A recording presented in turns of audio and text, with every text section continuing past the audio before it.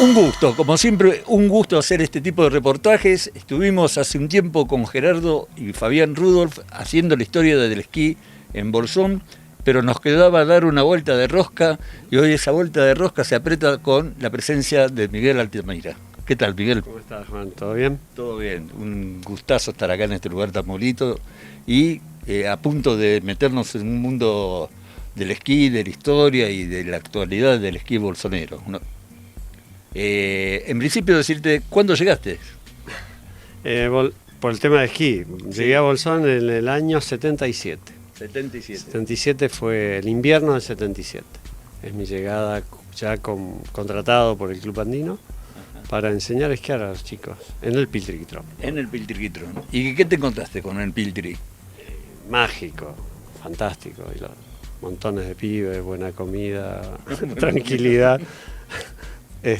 Sí, muy lindo. Pasábamos 15 días arriba con los chicos, madres que cocinaban, gente grande que ayudaba a llevar las cosas y de ahí después los fines de semana, ¿no? Fue una experiencia interesante, sobre todo que trabajando en Andorra en esa época, en mi lugar de esquí, era completamente diferente, ¿no? Esto era muy especial. ¿Cómo era eso de trabajar en Andorra en aquellas épocas? ¿No? Hoy es muy común que un argentino vaya, pero en aquella época, ¿cómo era? Aquella época lo que pasa es que yo llegué el primer argentino que apareció por el país. Incluso había un uruguayo que manejaba un taxi y yo que me metí en el mundo del esquí, una rareza. Fue de casualidad, llegué a Andorra, era casi invierno y empecé a trabajar y bueno, hice mi profesión en Andorra. Soy nacional andorrano, prácticamente el único que no sea andorrano, español o francés con ese título. Y te hablo de los 70, ¿no? 73, año 73. Así que fue especial también, una aventura. Y después caíste acá. Y después, bueno, aparecí acá porque en ese momento éramos unos 10 profesores de Bariloche, la mayoría, que ya unos años antes estaban en el hemisferio norte y se me ocurrió hacer lo mismo, así que era hacer las 2 temporadas, era una manera de pasar el año, ¿no? Y bueno, vine a Bariloche obviamente y no me gustaba mucho la oferta. El año 75 me contrata Corfo Chubut para organizar la escuela de esquí en La Hoya, primer año, se puso en marcha La Hoya ese año. 76 estuve en La Hoya y al final del 76 un conocido de aquí, de Mario Marqués, secretario del club, me trajo y ahí, bueno, hice acuerdo con el Club Andino y comencé el año 77 ya la temporada a hacerla acá.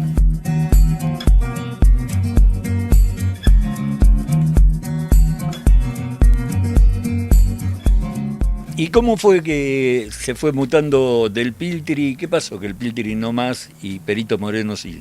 El club ya lo tenía decidido. El Club Andino en el 75, 76 deciden buscar otra montaña porque el Piltri iba a tener limitaciones topográficas, por decirlo así.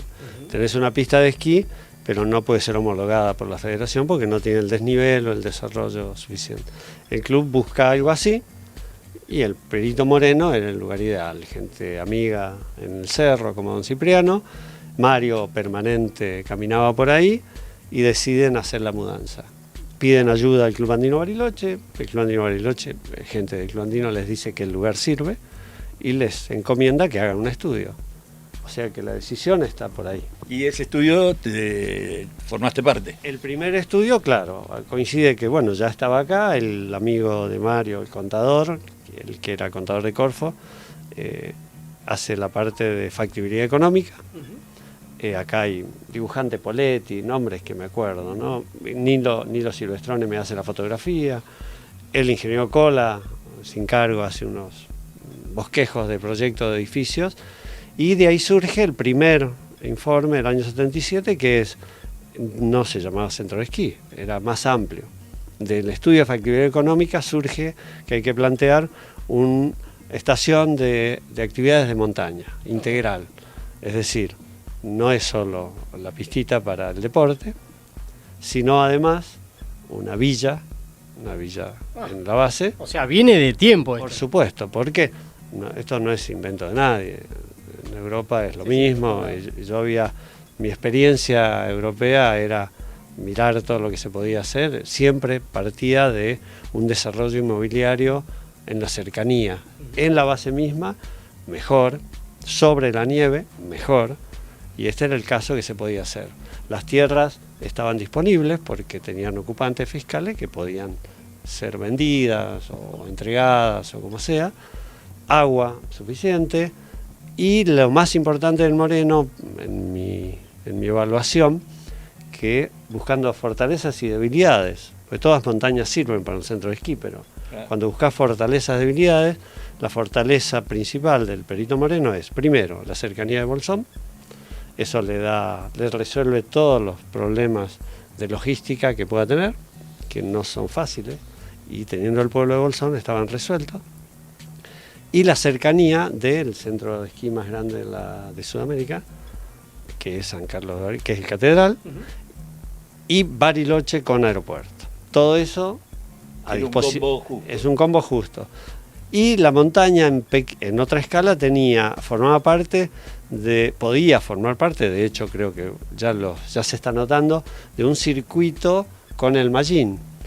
En ese momento no había tanta población, claro. Pero Mario Márquez y la gente como Gerardo y el intendente de esa época veían, claro, se integra todo, es un circuito que ha integrado.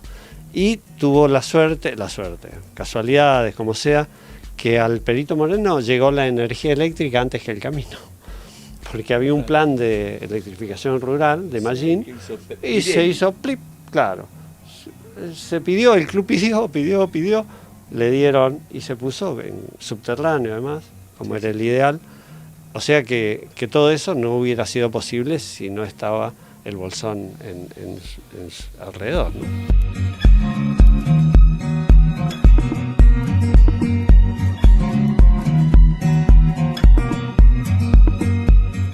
Yo me vengo acá a una foto en donde nos contabas la primera vez que se esquió. Sí. Mario lo pone, la dedica, Mario Márquez. Y sí, como eso fue el año 78, 77 yo dejaba marcada lengas con aerosol y el club se encargaba de irla sacando para armar lugar.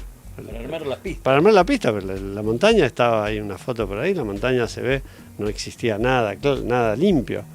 Y en ese lugar, al año siguiente, ya pude, un día de agosto, hacer una bajadita con unos esquíes viejos y Mario, testigo siempre presente, lo hizo el testigo, ¿no? Lo que vale esta foto, ¿no? Sí, bueno, aparecen cosas, ¿no?, de esa época. Pero a partir de ahí, bueno, el club obviamente siempre sacó el mejor provecho de ese lugar, ¿no? Y sigue haciéndolo. Y esto de hacer pistas, o sea, ¿fue la experiencia que pudiste tener en Andorra, o el recorrido que haces antes, lo que te sucedió en La Hoya?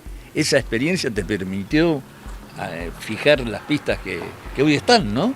Sí, en principio hay una cosa, ya la nieve, digamos, hay montones de oficios conectados con la nieve. Uno de ellos es ser profesor de esquí, pero no es el único, es el más vistoso, digo yo. En un negocio, en un centro de esquí, el instructor es como la azafata en el avión. Ajá. Es lo más vistoso, el más fachero, le sacan más fotos, todo, pero en definitiva el mecánico es fundamental, porque y el piloto ni hablar, y no lo ves, hay miles de personas para que ese vuelo, esas 14 horas, llegue, y sin embargo las únicas que ves y que fotografías y está simpáticas son las azafatas. El profesor de esquí tiene un poco de eso, el mejor traje siempre para él, bueno, todo el mundo está mirando a ver qué hace, esperando que se caiga para sacar una foto, por supuesto, ¿no? Pero en esto del esquí pasa lo mismo. Yo, por curiosidad natural, ya era profesor de esquí, tenía el primer grado en Andorra, después son 3 grados allí en esa época, pero ya con el primero daba clases, pude venir acá, pero las horas libres yo las dedicaba, me interesaba, los medios de elevación, cómo funcionaban, la parte de seguridad sobre todo. Y en vez de irme a la Costa Brava los 2 días en marzo que teníamos libre, me iba a Grenoble, que es donde está la fábrica de medios de elevación, Pomagalski. Y me internaba ahí 2 o 3 días, aprendía. Con todo eso, en esos congresos que se hacen asistía, y esos congresos se habla de distintos temas, sobre todo la comercialización, la parte de seguridad, y ahí te vas tomando un panorama general. Si a eso le agregás, en el caso del Moreno, una brújula, un machete y una cinta métrica, no había nada de tecnología, obviamente. Había aquí con el altímetro y mirando qué pasa, y digamos la tolerancia de los patrones, por decirlo así, ¿no?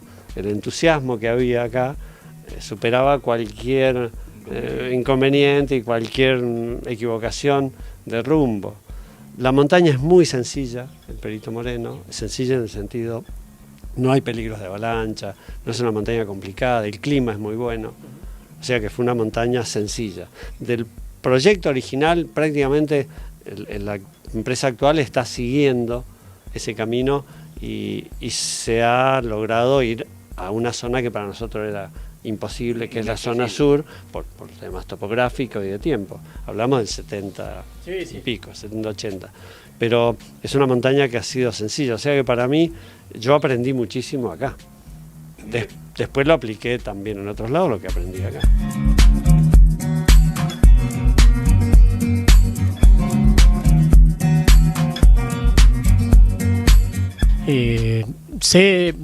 Hemos hablado con Fabián y demás, y nos contaban, y más o menos lo tocaste vos apenas arrancaste la nota, la cantidad de gente que había atrás de ese sueño de mudarse al Perito y de trabajar allá. De hecho, bueno, acá hay fotos también de cómo estaban todos trabajando en la construcción se me fue la palabra. De refugio, y está, se me había ido la palabra, lo miraba y se me iba la palabra. De refugio. Es el año, no, 81 ya. Ya el año antes de ser inaugurado, o el año de inauguración. 82 se inauguró el refugio. Uno lo ve así y ve, es un monstruo. Sí, y es un cerro, bueno, la historia de toda la montaña, ¿no? Este es un cerro, el refugio quedó en ese lugar porque no había que ocupar los lugares ideales de la montaña esperando el inversor. Esperamos 30 años, no es tanto tampoco, ¿no? Pero llegó. Hoy hay un desarrollo como se pensó en el 77. La primera tarea era buscar un inversor. De hecho, el proyecto del año 77 lo financiaron comerciantes del Bolsón. Una empresa en formación que no se consolidó, Cerros de Bolsón, Sociedad Anónima, un grupo de vecinos comerciantes de Bolsón puso un poco de dólares cada uno y con eso me pagaron el trabajo. O sea que ya el inicio del proyecto tiene dos caras, digamos, el deporte, que es el club, que sigue adelante, la formación de profesionales y demás, y el comercio, fundamental, para que... ¿Por qué? Porque el pueblo, el Bolsón, tiene un problema de estacionalidad que lo resuelve el Perito Moreno. Hoy no hay otra. Es la nieve, en realidad. La nieve, agregar a la marca Bolsón, súper consolidada como turismo, agregarle nieve, ya está. Ese es el próximo paso.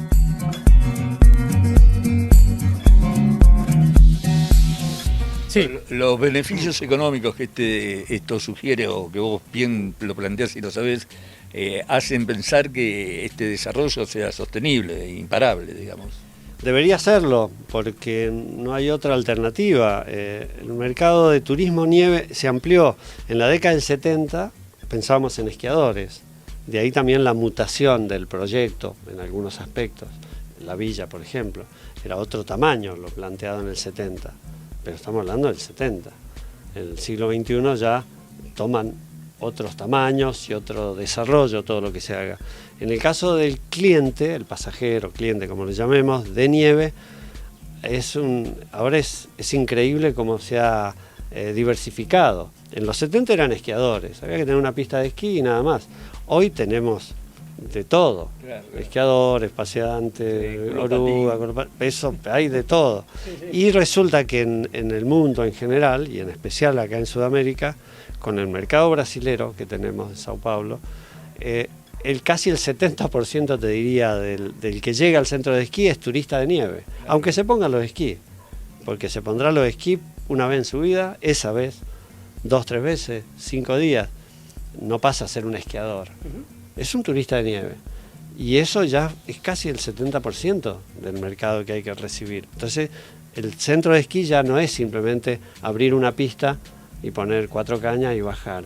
Claro, el centro de esquí es como, alguien lo dijo y adhiero, es un parque de diversiones en la nieve. Bueno, en alguno, esto me resulta gracioso, me hiciste acordar de una alegoría que hiciste, que es como tener un choripán, el Perito Moreno es como tener un choripán frente a la cancha de River, me dijiste. Bueno, esas son las fortalezas, la fortaleza que una de las que hablamos, después del Bolsón, es la de Bariloche.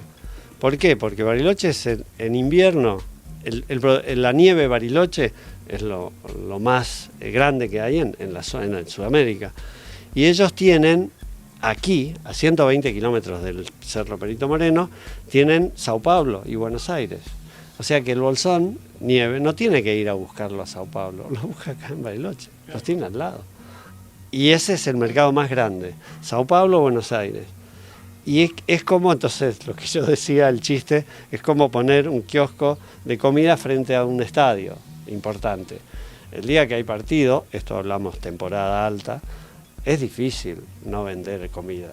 Pero, y ahí viene el tema, que creo que ahí sí tenemos que trabajar con Bolsón, no podemos vender sándwich vegano afuera de la cancha. Nos va a ir mal, creo. Van todo por el chori, ¿no? Bueno, entonces, nosotros acá tenemos que ver ese turista, ese paso aún no se dio, ver qué es lo que consume ahí, porque ya hizo 5 horas de vuelo, 4, para consumir eso, haga 1 hora y media más, Claro. y le damos lo mismo, con el sello nuestro, pero lo mismo. No podemos, mejor si es posible. Sí, sí, claro. Así que ese es un paso importante a dar. Hablando del tema de turismo nieve, o cualquier turismo, pero en turismo nieve hay 4 pasos. Interesar a la gente en el producto, Bolsón Nieve, hacer que lleguen, Atendemos hacer que bien. se queden Claro. y hacer que vuelvan.